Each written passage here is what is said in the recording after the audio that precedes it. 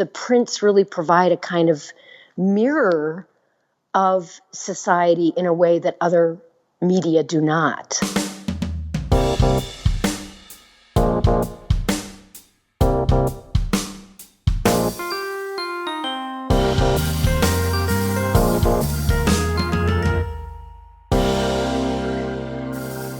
Hello, print friends, and welcome to episode 100.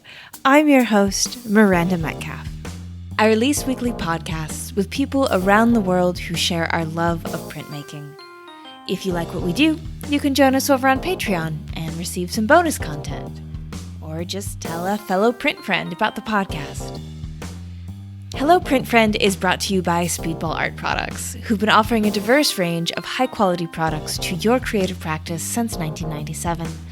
But we all know those products do not use themselves, and that's why Speedball works with a fantastic lineup of contemporary printmakers that make up the Speedball team of demo artists. Artists like Melanie Yazzie, professor of art practices and the head of printmaking at the University of Colorado Boulder. Melanie has worked with Speedball products since 1994 because of their readiness to reach out to the everyday artist with earth-friendly materials. So if you want to learn a few tricks of the trade and expand and improve your practice, head on over to Speedball's YouTube channel, see how it's done. There's a link in the show notes. Printmaking forever, shun the non-believers. One more quick note, print friends, we are running a fundraiser to create transcripts for our archive and for future episodes. As of right now, we are over halfway there, and there are 2 weeks left. Please check out the link in the show notes. It is a modest goal which will go towards an automated transcription service and paying an intern we already have lined up to clean up that text. A great way to celebrate 100 episodes would be to come together as a community and help make this resource more accessible. Truly, every little bit helps. Link in the show notes. My guest this week is someone near and dear to my heart, Dr. Pia Cuneo. As some of our listeners may know, Pia was my graduate school advisor at the University of Arizona. It was her passion for the medium that put me on the path that brought me here today. Her mentorship and guidance helped make me who I am, and it is not an exaggeration to say there would be no Hello Print Friend podcast without her. It was my absolute pleasure to have her on in honor of our 100th episode. We'll talk about when she changed her major from pre-med to art history, the development of printmaking technology and its contemporary parallels, who prints were made for and how that revolutionized the art world, selling prints, and what makes a good art historian. So, without further ado, sit back, relax, and prepare to do a little time traveling with Dr. Pia Cuneo. Hi Pia, how's it going? Hi Miranda, so good to hear from you.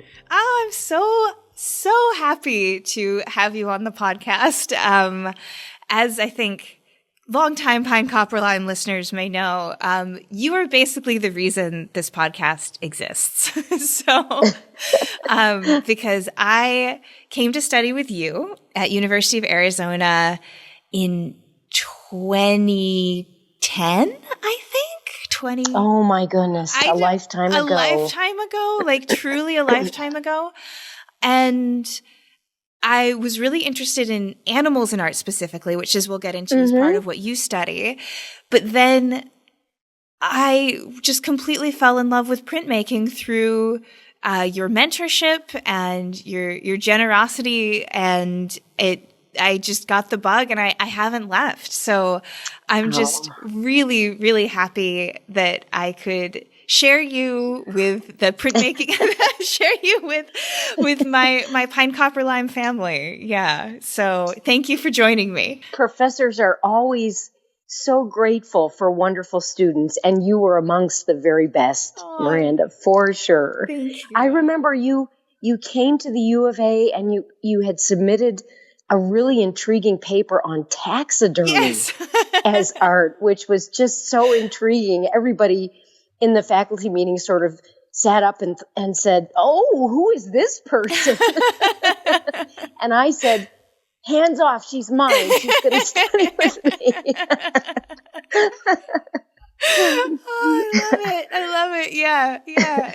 That was, my taxidermy is art, because I was coming from a philosophy background and with an interest in aesthetics, but I really, through that, I love doing that, but I was like, I think what I really love about this is the art more than the philosophy. And so, so yeah, that's why I knew I wanted to do my graduate work in art history. And so it worked out, and it was just such, such a special time in my life, and such a time of growth. And, so I'm just delighted that we've been able to stay in touch and stay friends and stay colleagues and print advocates. And me too. It's so nice. It's so nice. Well, I always ask all of my guests to give themselves a little introduction that I call answering the questions: who you are, where you are, what you do. Okay. So who I am is recently retired. Yes. I'm completely psyched about that. As of 1 week, I'm retired. Yay! Congrats. So, but I don't think my brain has totally shut down in the meantime. But I actually wanted to study medicine when I got to college. Yeah, this was in the 70s. Anybody with two brain cells to rub together thought that they were going to go to med school, as did I. And I started off in college my freshman year. I had my schedule all planned out. And I got to Mount Holyoke and thought I was going to start out. And the counselor said to me, the advisor said to me, "Oh, that English class you signed up for is full. So you're going to have to find another class." And I had already said that I was going to be, or proclaimed pre-med as my major, and I had the schedule all set up. So I needed to find a class that just slotted right into that time period when the English class would have taken place, because I didn't want to mess anything else up. Yeah, of course. So I looked around in the catalog, and there was this survey of art history class. I'd never taken art history before. And I thought, oh, that could be kind of fun, and it's right at the right time. And so, being a dutiful daughter, I called up my mom and said, I'm thinking of doing this. And she said, art history's wonderful. I think you should take it. And that survey course totally changed the history of my life. That first semester, I loved every minute of it. And then the second semester, I took advanced art history, and I also took a developmental biology class. And every minute in the lab I hated, and every minute in the library researching the art history I just absolutely loved. So at the end of my freshman year, I changed my major from pre-med to art history. I upset my parents greatly. and many people are alive today because I changed my major.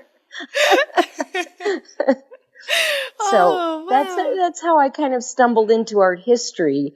And I stumbled into the world of Northern Renaissance, particularly the art of Germany, and particularly prints, also through fortuitous circumstances. At the end of college, I decided I wanted to spend some time in Germany, and I wound up getting an internship at the Kunsthalle in Hamburg. And they were putting on an exhibition on portraiture during the time of Luther. And so they kind of hired me as just a research assistant. And so I was working with all of these prints from the Reformation on their exhibition. And I just loved this stuff. And that's really how I got into that field. Oh, wow. Like what an exciting, like just this, I can tell I'm still such a print nerd because I'm like, wow, thrilling, like to work with Reformation era prints, but really, truly, because I one of the things that you gave me was just an absolute fascination and awe of the ways in which printmaking intersects with these major changes in Western history. Right. And right. So the idea of getting to work with Reformation era prints just sounds incredible. Yeah.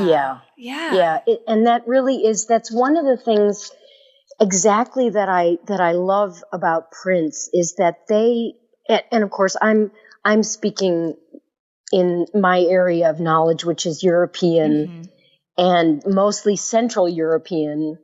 And, essentially from the beginning of printmaking in the West, so 15th century through really 1550, 1600, even though prints go further, my area of specialty is that. But they're so fascinating because they truly are windows onto all kinds of concerns that people at that time period had about gender, about politics, about economics, about society, concerns that hardly ever get articulated in quite the same way in the more quote unquote formal media, such as painting and sculpture. Yeah. Because, of course, prints are made for the open market.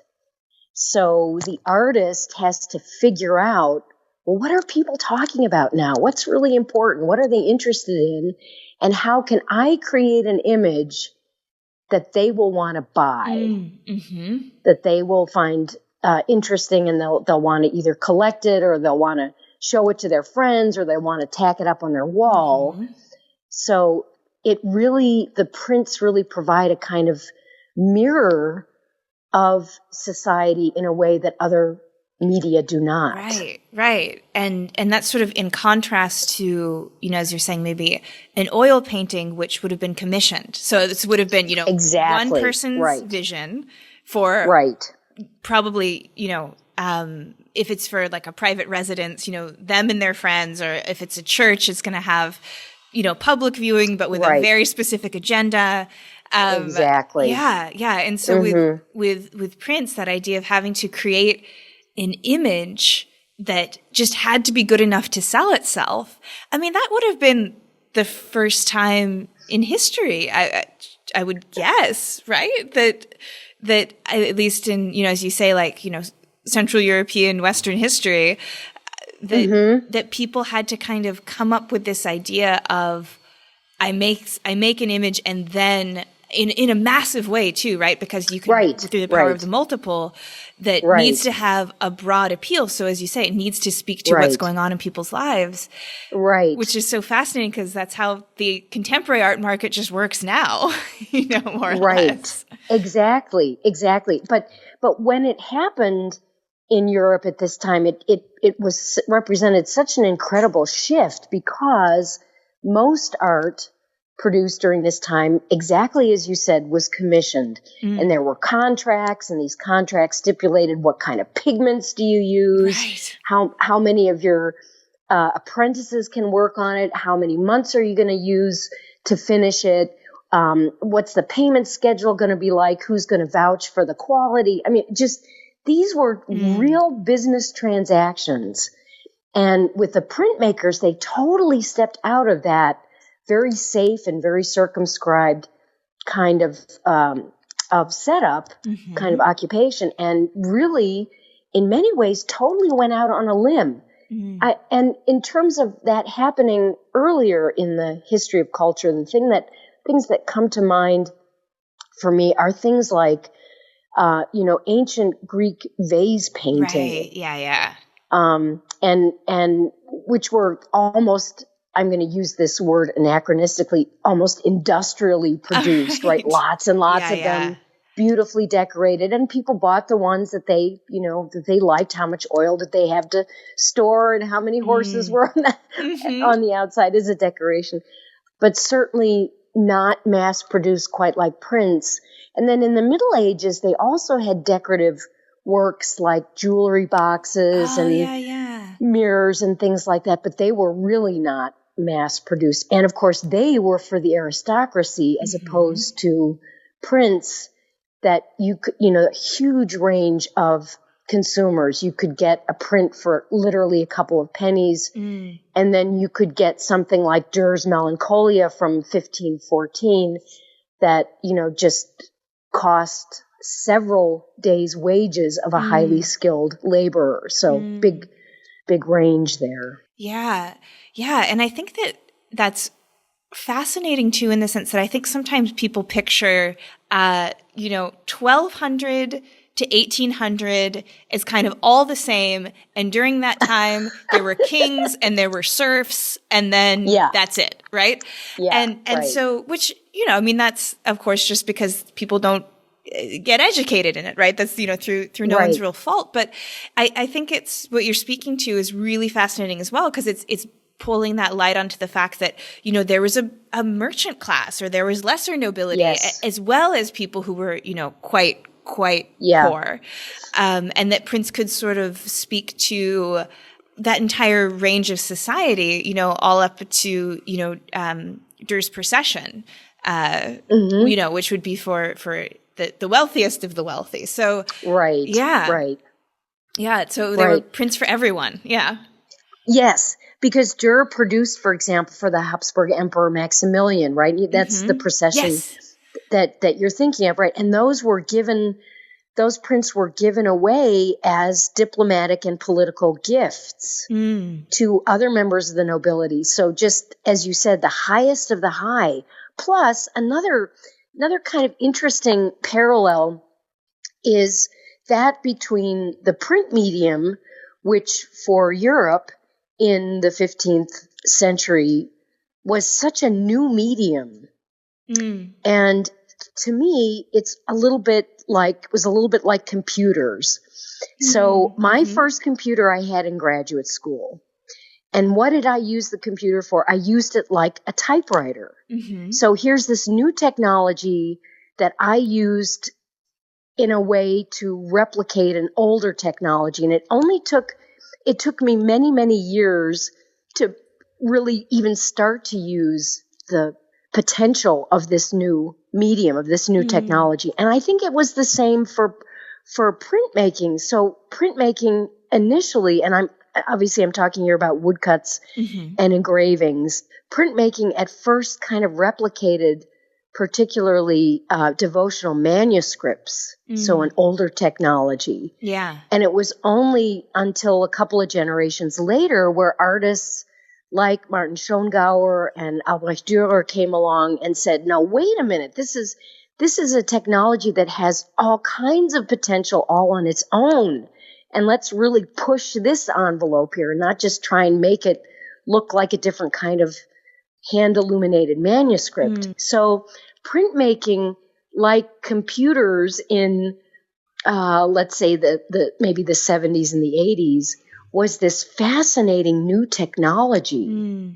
And people started at this time also to collect prints because they were the product of this new technology that hadn't been around historically in the West for all that much time. So they were really fascinated by it as a technique, not just in terms of the subject matter, but also as a product. Yeah. Yeah. And so, like, how would people be purchasing them? I know, you know, in my thesis, I got to write about the Four Winds in Antwerp, which was really lovely, and, you know, got to type over and over again. You can't get away from it. It's a hilarious name, Hieronymus Koch, the publisher, Right. And so would people go to those shops? Would they be in marketplaces? How would people encounter them for collecting? That's a really important question to ask.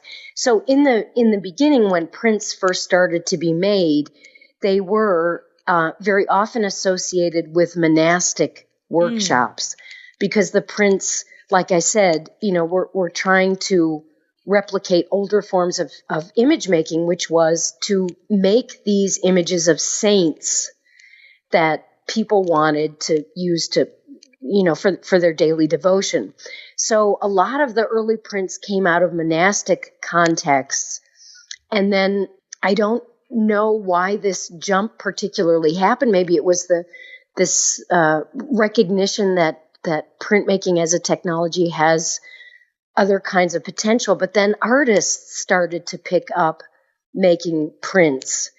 And so they would sell prints from their own workshops in towns. And we know, for example, from Albrecht Dürer, that he actually hired what were essentially traveling salespeople. Oh, wow. to travel around Europe. And of course, the great thing about prints is they're on paper, they're light, that you can roll them up and put them in barrels and have them shipped all over the place. So you could find prints in the artist's workshop. You could find them in like monastic workshops. You could find them in bookstores because printmaking is also very much tied to book production and printing. Then you had these traveling salespeople, and then the artists themselves, again, using Dürer as a reference, we know that he went to different fairs. He also sent his wife to different fairs, like Frankfurt had a very famous biannual fair that lots of merchants selling all kinds of things would come together and offer things for sale. He sent his wife there with his prints. When he traveled to the Netherlands in 1521, he brought a lot of his prints along to sell. He wrote a little diary of his time in the Netherlands, which is really more like a glorified ledger book. He really kept track of what he spent his money on. But he does say, I gave person X these couple of prints sort of as a barter exchange, but also as gifts for people. So because prints were so movable, they were so easy to sell. Yeah. And they just got all over Europe through those mechanisms. That's so interesting because, hearing it, I'm just thinking, this is what prints do now, Yes. like through print exchanges with contemporary artists or, like roll it up and put it in a barrel, roll it up and put it in a tube at the post office. So all, like it's, giving them as gifts for people, bartering and exchanging with them. Again, it's like, because we have that multiplicity element to it, that, artists can use the prints in all of these different ways. And for instance, when I was at Davidson, I did a lot of international exhibitions in this way that you truly couldn't, not at a gallery at our scale, with painting. I did a show, I think, with something like over 60 mezzotint artists throughout the world because, because if you can be a mezzotint artist, contemporary mezzotint artist in Russia, and you can take, your little, the 12 by 8 inch paper and pop it between two pieces of cardboard and send it to Seattle for, for under $10.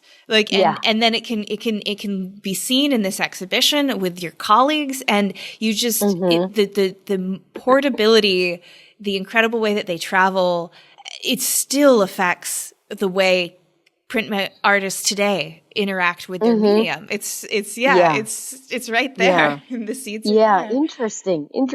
Yeah. And also the idea of making prints to be seen by other artists and to be looked at and talked about. That was very much a function of prints already in the Renaissance. This was a way for artists to become famous, that they could get their imagery out there, and other artists bought the prints of other artists to help to give them some visual ideas and as input. Oh, that's fascinating. So I think some of Dürer's prints, for example, like the Saint Eustace engraving, it's from around 1498, and it shows Saint Eustace kneeling in the forest. He's gotten off his horse, and he's kneeling because he sees a stag with a crucifixion in between its antlers. And then in the foreground, I think it's 3 figures of 3 dogs, but obviously it's the same dog that Dürer has looked at from 3 different angles, and the horse is very carefully posed. Well, I'm quite sure that Dürer meant that not just as a print for somebody who was a devotee of St. Eustace, but for other artists who could look at, who could use those figures of the dogs and the horses and incorporate those into their own work. Because remember how artists are trained, two-dimensional artists are trained in the Renaissance through the use of pattern books. Yeah. Right? So they had these books just full of figures and designs. Well, the prints kind of functioned like a more modern day pattern book for these artists. Right. And this idea, of course, that, I think as anyone who's attempted to draw anything knows, trying to draw your dog is more or less impossible. But if you can see the way another artist has done it, like, see, okay, like that's how they chose to make the lines. And then, of course, you can't just Google dog reference photo, so like you can't, and especially if maybe you don't have access to the pattern books because, you're not in school or training. I'm sure those were limited supply but you could go to a fair and you could buy a print and all of a sudden, you can sort of train yourself. And this actually is making me think a lot about one of the most fascinating courses I ever took was with you. It was about the ways in which print sort of interacted with the body and like medical technology. And so, I'd love to hear you speak to that because I think about that all the time. And I almost feel like there's maybe a similarity because we're kind of getting into like the transmission of technical knowledge, with the drawing. And so, but it also, of course, it was way beyond the arts. It was into anatomy and science. And so how do prints fit into that? Right. Well, I would like to give you and your listeners a really wonderful reference. Some people might know it already. It's a catalog called Prints and the Pursuit of Knowledge in Early Modern Europe. The author's name, of course, it's a compilation of many different authors, but the compiler here is Susan Dackerman, Dackerman. And this was an exhibition of prints at the Harvard Art Museums. And this big catalog came out with it. And that is the whole emphasis of this really exquisite catalog. And it must have been a fantastic exhibition, tracing exactly how it is that prints not just kind of passively provided people with information from anatomy to astronomy to the natural world, just all kinds of, and art as well, but that prints and trying to put this information in visual form was itself a kind of experimentation and was itself a way of working out what you knew, not just communicating it in a sort of a passive way, but actually figuring it out what it was that you actually did know. And so the whole point of this exhibition was the overlap between science and art, science and particularly printmaking. And so that is something that I really recommend that people look at because it's just wonderful. I still have my copy. Did we use that for the? Okay. And it's beautiful. Like the reproductions of the images are beautiful. Yeah. It would be anyone who's at all interested in it. It's an incredible resource. Yeah. I think it's from 2010 or 2011 or something like that. But really it has not been, nobody has done anything better as far as I'm concerned. Along those lines. So and I remember, kind of realizing what a game changer this was for the transmission of technical and scientific knowledge, specifically through when we were discussing anatomy and how, if you had, your best guess at what the insides of a human looked like, and you wanted to make it for someone else, it would be copied by hand, probably by a monk, right? And then that image would go and, travel maybe, and then be copied by hand by another monk. And of course, as we all know, you make a copy of a copy, errors occur. Yes. And the fact that best guess, the original best guess, or maybe even the original, the drawing that was closest to the source, instead it could be produced on a massive scale and distributed, and then everyone has that same image, and then a better image comes along. Same. And yes. and how it's just, it completely blew my mind in the sense of like, what? Like there was no way to do that before. Like this right. idea of the way we have our modern conception of what knowledge is, the fact that I know that my liver sits right here. Never seen yes. it, but I assume it's true, because it's what I've been told, and because that it's consistently told throughout every place I've encountered it, yes. And that just didn't even exist before. It's incredibly fascinating to me. Yeah. Yes. Yes. But in some way too, and I think more recently, art historians and cultural historians have paid a little bit more attention to this. These so-called objective images and prints are contaminated, and they are contaminated by art. Yeah. Because the people who created these images often, took objective visual information, but they also filtered it through a kind of aesthetic, iconographic set of lenses that they had through their training as artists. And this really brings up a fascinating issue, which is, if, for example, you have a woodcutter who is making images like for Vesalius's book on human anatomy, right, from the 1540s, I think, sometime. And so what role exactly does the artist play? And he's made all of these wonderful figures, human figures, cadavers, displaying their innards, but they're standing, they're walking, they're gesturing, they're posing. They're not just these pieces of meat on the table, right?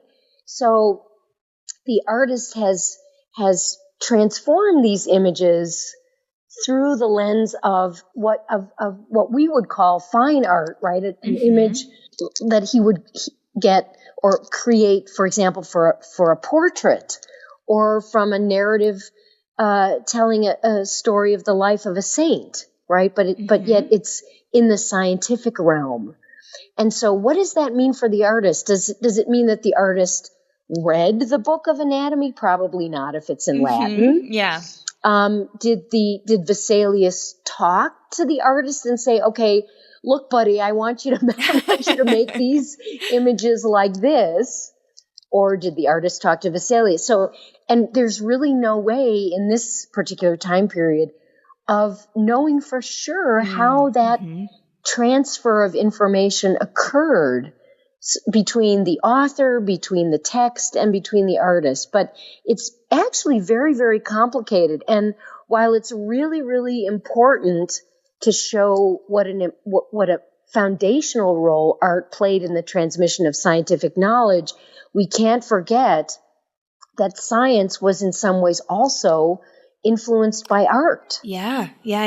And I think that catalog by Dackerman talks about that too in a really smart way. Yes. And that, it goes back to that artificial division between science and art that we still struggle with today. Exactly. Exactly. Yeah. That they're two sides of sort of the intellectual spectrum, and, right. Totally unrelated, right? Like it's just such a, and yeah. Another thing that I'm kind of curious about too with the history of printmaking, and I think we maybe got into it a little bit while I was studying with you, but again is something that gets me really jazzed when I get an opportunity to talk about the history of printmaking, which is, sort of print's relationship to this formation of sort of like an intellectual private life. And this idea that, you could have an image that was just yours, really. And of course, it's not to say like there weren't drawings and that sort of thing, but like, really this kind of like, you could have like a private print collection. Yes. And everything that kind of goes along with that, and that formation of like this real private world that people Mm-hmm. now sort of take for granted. I think particularly, you know, where you're like, there's so much privacy in the digital age as well. So yeah, I don't know if you could just sort of speak to that a bit Oh, too. interesting. Yeah. Yeah. It's interesting because for many reasons, but one thing that comes to mind is that people's use of images, let's say before printmaking, so anything from the Middle Ages through, let's say, the 15th century, was mostly communal. I mean, if you're a prince or a duke, of course, you could have somebody produce your very own manuscript that you would sit in your castle on a rainy day and look through and enjoy. But for these merchants who begin to become a really important social and economic factor in the course of the later Middle Ages onward, they interacted with imagery really in a public sort of way, either in church or in the town square. These were images that were meant to be viewed communally and by a number of people all at the same time. But you're absolutely right. In prints, because they were affordable, you could go out and purchase them. And as we already spoke, they were readily available in a number of different places. And then, of course, because they're pieces of paper, you could sit somewhere next to a good light source, the sun, for example, and you could really study those images. You could physically hold them close to your face and up to the light and down in the shadow. You could move them easily and really inspect them. And again, think of this as a new technology, right? That you would just be amazed at how these images were made just in black and white. And you're used to seeing color, and you're used to seeing large scale, and you're used to seeing something like an altarpiece involved in a very physical kind of ritual. But this is your piece of paper, your little world that you can totally immerse yourself in. So that is totally true and important, I think, about prints and how they were used and what makes them special. But we also are pretty sure that they could also be used in a social sort of setting where they could be passed around from person to person.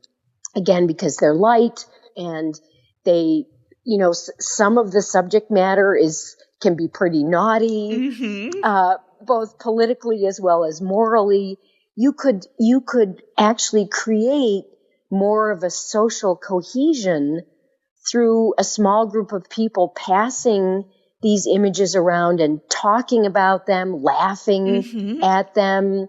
This, this reminds me of something that I saw the other day, or, so they can be used as conversation starters and also to cement these social bonds. So I think that also is a very important way in which they might have functioned. So private, definitely, but also to create social cohesion. And I'm just thinking about it now. It's the 1540s version of screenshotting a meme and sending it to your friend. Yes. Oh, this is so funny. Who loves a joke about a water spout looking like a penis? Like, I'll send it to them, oh, this is so Frederick, he has to see it, Right. Yeah. And then you have the Reformation on top of everything, right? Where people's religious identity is totally in a state of flux. And, imagine what it's like to pass around the latest portrait of Luther in woodcut or an engraving, right? That's a way of really proclaiming your loyalty to one camp or another. And this is just at the moment when people are trying to figure out, well, who is this guy and who am I and what do I think about what he says? And the broadsheets that were used to create pro-Lutheran opinion or pro-papal opinion. I mean, so much of that happened through visual imagery that was made in prints. Yeah. Yeah. And I think this idea that, you know, I can go out in the world and collect information and like form my own opinion about it. Yes. You know, that's like the bread and butter, I feel like, of the average person's intellectual world right now. But that must have been kind of new, you know, this idea that it's not just what, you know, what my church is telling me. It's not just, you know, what my landlord is telling me. Like independently, I could go to a fair or I could go to a shop and I could gather this information and digest it and then decide, you know, oh, this Luther guy, he's kind of making some good points, you know? Exactly. Exactly. I am giving a lot of money to the church. Yeah. Yeah. So I also want to ask you, you know, kind of for some ways in which, you know, as contemporary printmakers, we can kind of be better or more informed about the way that we interact with historical work, because so many of like the print stars that people still adore, you know, like Dürer, like Rembrandt, they come from this period. And, you know, people love to look at them and draw from them.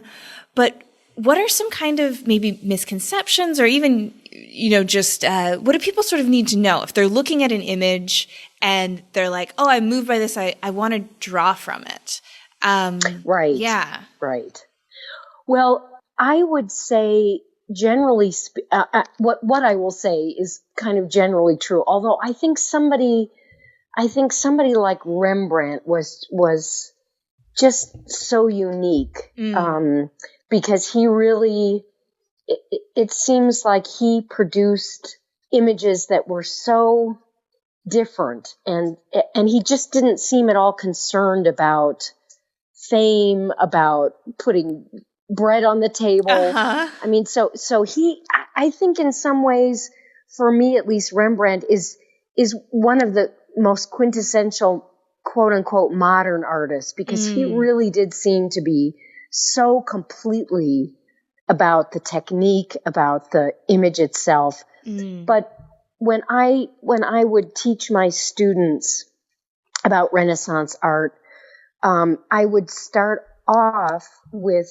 trying to help them bring to the forefront of their minds the assumptions that they do bring to works of art. And one of the most important assumptions that they bring in that I think really gets in the way is this idea that that the reason an artist makes a work of art is because they have this burning idea that they simply must communicate it, and it's deeply personal, and it's a response to the world outside, and they simply have to get it out. And making art is a way of communicating something very profound, but also very personal. Artists in the Renaissance were, for the most part, commissioned. And I know, you know, that nobody likes to hear that. Yeah. But it's really true. And also, the vast majority of works that were made during the Renaissance, and I'm going to use 1600 as a completely artificial cutoff, but it were primarily religious in nature. Yeah. So very conservative in terms of function and in terms of subject matter, and were made in a way that had nothing to do with what the artist himself believed about anything, right? This was a business, and he fulfilled a contract and very occasionally she fulfilled a contract to make this object. So, and I think people kind of get stuck in that they really, because anything having, in our modern way of thinking about things, if any art has anything to do with commerce, right, or if it's commercial, that immediately makes it less artistic. And those kinds of ideas were, for the most part, just not au courant in the Renaissance era, right? People just weren't thinking like that. Although it's true that in this particular period, this is the Renaissance. This is when these attitudes begin to change. And that the artist is not just somebody who uses good quality materials. He's well trained. She's competent in iconography or whatever. Mm-hmm. But now the reason that you wish to commission a work is to have something from that person's own hand. Mm-hmm. So this is right where these modern assumptions are born in the Renaissance, but they're so unusual. I mean, artists like Leonardo da Vinci or Michelangelo, they loom larger than life for us in the 21st century, but they were so unusual in their time period. And I think that's really important to keep in mind. And I think that's also one of the reasons why prints have been, until fairly recently, really ignored by art history, because mm-hmm. they're not one of a kind. They're replicable. They're not expensive. People who weren't princes and kings or popes bought them and used them and enjoyed them. They were commercial, and yet they are incredibly important. They shaped people's opinions. They entertained people. People created identities for themselves by associating with the subject matter in some of these works. So I just always think that no matter what image you're approaching, it's important to remember, even if the imagery looks so realistic and so relatable, that these are objects that come from a very, very particular, specific historical context. And of course, that makes them harder to understand, harder to consume, because you got to put some work into really understanding them. Yeah. That's what kept me in business for 31 years.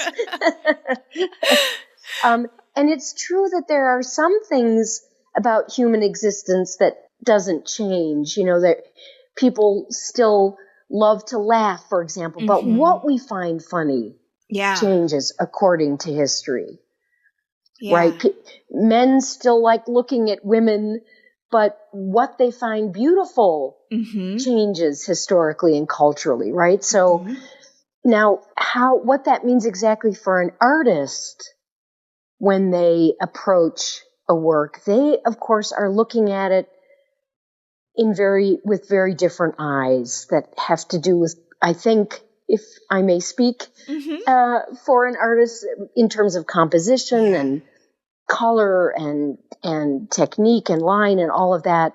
That I think is less, to some extent, is less historically embedded, other than just the sheer materials that were used. But I think in terms of looking at an older image, a historical image, and trying to really understand what it meant, there I think it's just incumbent upon people to try and understand the society to which this image responded. Yeah. That's all like most excellent. Yeah. Like what I was thinking, pretty much exactly what I was thinking about, because that was a learning curve for me. Cause as I said, I hadn't been trained in art history before coming to work with you. And so you show up and you look at, let's say, that Rembrandt print about the money changers at the temple or something, right? Yeah. And then you're like, oh, what did he name it? What did he title it? Yeah.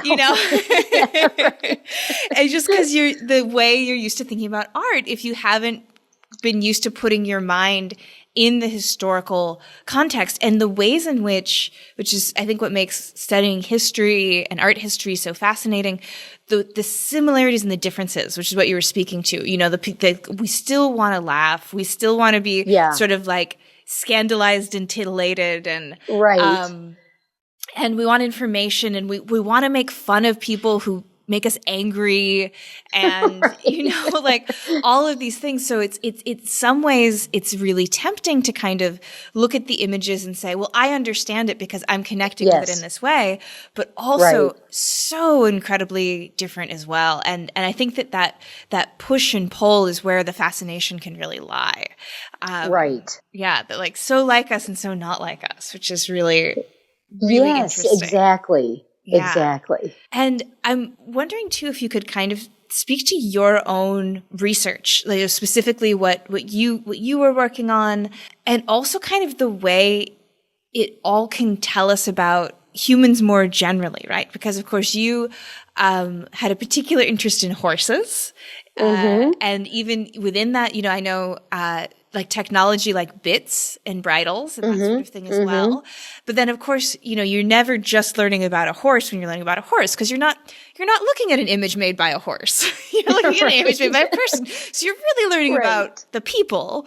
But yeah, and just kind of that what it's like to study something so in depth, and how doing that teaches us more about history more broadly. Yeah. Okay. Well, if I think I can answer this best just by giving an example of the latest project that I have been working on. So I have written an essay. It hasn't appeared yet, but it's hopefully in the process. I've written an essay for a compilation that is titled "The Indecent Body in the Renaissance." And I'm here for it. I'm sold. I'm already like intrigued. Yeah. And my essay is about indecent horses' bodies. There's a very strange series. Maybe it's a series. Maybe it's just 3 images. Most people think it's a series of some kind, made by the contemporary of Albrecht Dürer, Hans Baldung is his name. Oh, I was hoping Hans would show up in our chat. Oh, yes. Larger than life Hans. And these 3 woodcuts that he made in 1534, and each of the 3 sheets is carefully signed and dated. So these are very serious works that he made, serious insofar as he wanted people to know when they were made and that he was the creator of these images. And they are just totally bizarre in the sequence that we think they have. The first image shows, and they're all 3 of them show these figures of horses in a forest. So there's no bridles or saddles, or just these horses in a forest. And each of the 3 images, they're different numbers, so it's not always the same horses. But in the first image, there's a stallion that is getting ready to mate with a mare. The mare is grazing. She doesn't know what's going on. The stallion is standing behind her with this gigantic erection. And then there's a man in the background peeking from behind a tree watching this. And then underneath the stallion's erection is the little tablet that has Baldung's name and the date. And the little tablet is held by a monkey. So just crazy stuff. The second sheet, the mare is kicking the stallion away, so he hasn't been able to mate with her, and he's ejaculating on the ground. So, these are images you never see animals with erections and ejaculations. Yeah. And yet there it is. It's totally in the foreground, and you can't miss it, as they say. And then the third image is just all the horses fighting. And the man and the monkey in the first image, they do not reappear in either of the following 2. So what I wanted to figure out in this series, obviously, was, well, what does this actually mean? It's the subject matter is so unusual and indecent, right? To tie in with an compilation of essays. Well, I studied the concept. I researched the concept of indecent humor in Baldung's time, and my argument essentially is that these prints were made to shock. They were made for people to say, what? I've never seen anything like that in an image before. But they were also meant to provoke laughter. And I looked at the tradition of Mardi Gras that was celebrated very vigorously in Strasbourg, where Baldwin was working, and horses featured, people dressed up as horses with and people running around with giant fake penises and poked them at each other during the Mardi Gras. Evidently a totally wild time. And also these produced during the same time period were books of jokes. And the jokes often featured men and women in the bedroom using riding and horses as metaphors for what was happening, or sometimes what was unfortunately not happening in the bedroom. So looking at this image of the horses in this very strange series allowed me to think about humor and also about sexual mores that were very much under debate because of the Reformation. What does it mean for Protestants, for a man and woman, for a husband and wife to be together in bed? How is sexuality expressed if you're Protestant as opposed to Catholic? Because Strasbourg, right at this time, right in 1534, is actively in the process of embracing Luther's Reformation.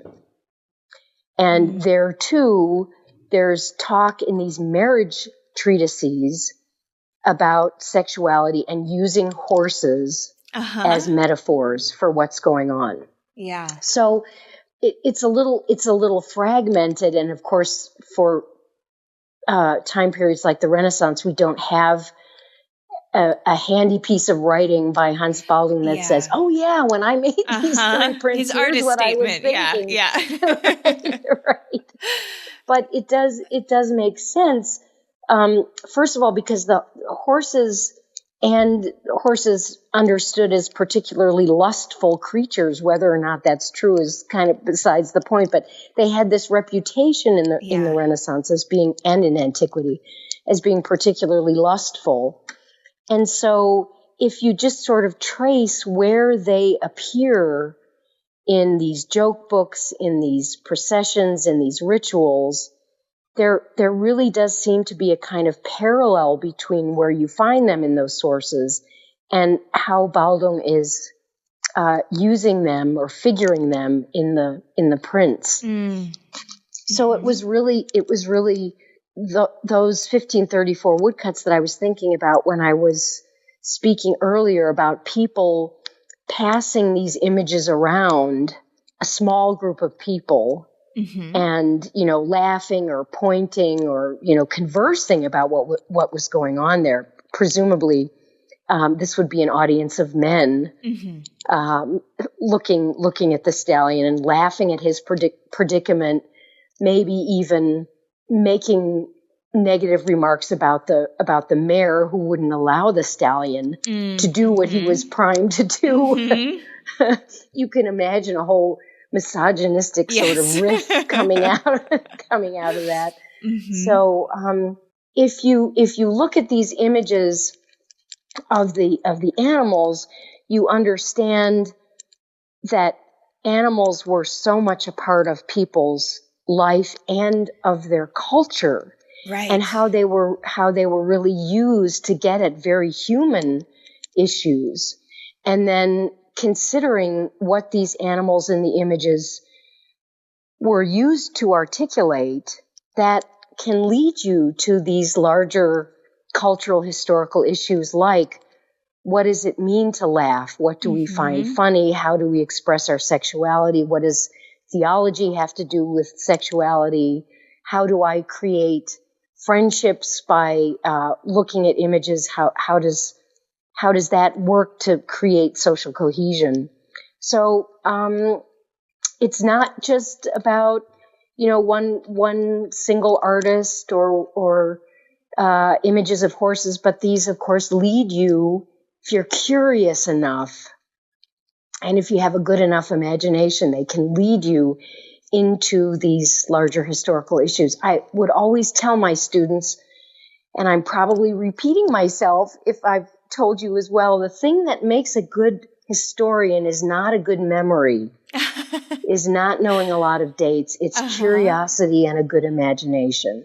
Oh, that's so beautiful. And I feel like that's the perfect note to sort of start to wrap up on, because I do think that is a stumbling point for people when maybe particularly if they've just had a kind of unimaginative art history course in their undergrad, when all they were ever asked to do was who painted it, what was the date, what museum is it at, Right. And I love that. And I think that message is something that you instilled in me, and that I took with myself out into the world, because I'm not good at remembering dates. But yeah, that kind of empathy and curiosity and flexible thinking is really what makes us, good historians and good thinkers and good artists and all of it. Good artists, yes. Yeah. And I just wanted to say that it's probably the artists who are especially good at that when they engage with a work of art. I mean, I taught many historians at the university as well, and they were always nonplussed because there was no documents, and how could I prove this? Well, you can't prove anything. And even if you did have a document that said I, Hans Spalding, meant X when I made Y, well, maybe he was lying, or maybe he changed his mind, or just because he didn't see it and I see it as a 16th century viewer doesn't mean that my reading of it is wrong. So it's always about interpretation, and you need curiosity and imagination to interpret things correctly. So, I mean, in an interesting sort of way, let's put it that way. Yes. Absolutely. And I think to ultimately to get value out of it, because as you say, like, you can't look at, an image of an ejaculating stallion in the woods and give it a fundamental meaning with a beginning and an end the same way you could if an artist made an image like that today. It's the same thing. Like it's going to be a personal interpretation between the viewer and the image. It's going to be the current political and social context and what people bring to it. And so, I think it's not so much finding the answer. Is it, what does this help us to understand about ourselves, about our history, about our human experience, all of it? Yeah. Right. It's not the answer. It's finding the right questions to pose. Mm-hmm. Yeah. Yeah. Yeah. Pia, thank you so much for, Miranda, what a delight. I hope I didn't ramble on. No, I am completely thrilled to get to share this conversation, and I'm having all my, exciting art history, print scholar feelings flooding back into me, and it's just really wonderful. Great. Would you be able to maybe name drop a few publications that if people are curious about your writing and what you do, where they could find you? Well, first of all, I just want to mention this very important book. It's quite old already. I think it's from 1990, but it's kind of the Bible of Renaissance prints, and it's called The Renaissance Print 1470 to 1550 by David Landau and Peter Parshall. And it's just chock-a-block full of really important basic information about printmaking north and south of the Alps. Just a wonderful resource. And I don't know, you can just Google scholar. Okay. If you're looking for something. Sounds good. Absolutely. Yeah. Well, again, just thank you. And I'm really excited to share and have you be the 100th episode. I'm so honored by that. I really am. What a fantastic way for me to retire. So I thank you from the bottom of my heart, Miranda. Well, That's our show for this week. If you like this episode, please consider reviewing it or rating it on Apple Podcast. If you didn't like it, don't worry about it. It's okay. Join me again next week when my guest will be Michael Barnes. That's right, all you wild print friends out there drawing on rocks, we got him. You won't want to miss it. This episode, like all episodes, was written and produced by me, Miranda Metcalf, with editing by Timothy Pauschak and music by Joshua Weber. I'll see you next week.